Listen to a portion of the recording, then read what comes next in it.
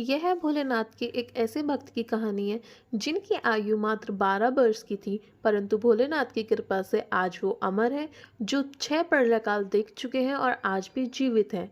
यह एक सच्ची घटना पर आधारित है और यह कहानी है महर्षि मृकांडू के पुत्र मार्कंडे की। महर्षि मृकांडू के कोई संतान नहीं थी।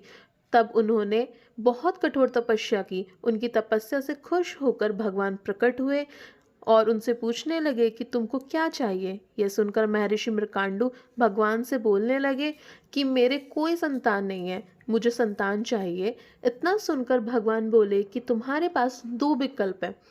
तुम्हारे 7 पुत्र होंगे, परंतु सभी मंदबुद्धि और तुम्हारा यश गिराने वाले होंगे। और दूसरा विकल्प है कि एक ही पुत्र होगा, परंतु उसकी आयु मात्र 16 वर्ष की होगी और बहुत तेज बुद्धिमान और यश बढ़ाने वाला होगा। इतना सुनकर महर्षि मृकांडू बोले कि मुझे एक ही पुत्र चाहिए। इसके बाद भगवान की कृपा से उनके घर एक पुत्र हुआ, जिनका नाम उन्होंने मार्कंडे रखा। मार्कंडे बहुत बुद्धिमान तथा तेज थे, परंतु जैसे जैसे वो बड़े होने लगे, उनके माता पिता बहुत परेशान रहने लगे। जैसे ही वो 16 साल के होने वाले थे, तो उन्होंने जिद करके अपने माता पिता से परेशान होने का कारण पूछा। तब उनके माता पिता ने उनको बताया कि तुम्हारी आयु 16 वर्ष की है और 16 वर्ष के बाद तुम्हारी मृत्यु हो जाएगी।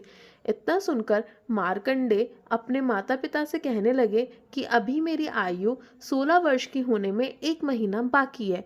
इस 1 महीना मुझे भगवान की भक्ति करने दो। इतना बोलकर वह अपने माता पिता का आशीर्वाद लेकर वहां से चले गए और शिवलिंग को पकड़कर महामृत्युंजय जाप का जाप करने लगे। जब 1 महीना पूरा हुआ तो उनको लेने यमराज जी के दूत आए, परंतु ले नहीं जा पाए। फिर यमराज जी खुद आए उनको लेने।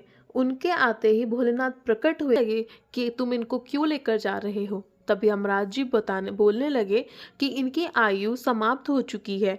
तब भोलेनाथ बोलते हैं कि मैं इसको वरदान देता हूँ कि अब ये अमर हो जाएगा, और इतना कहते ही अंतर्ध्यान हो गए।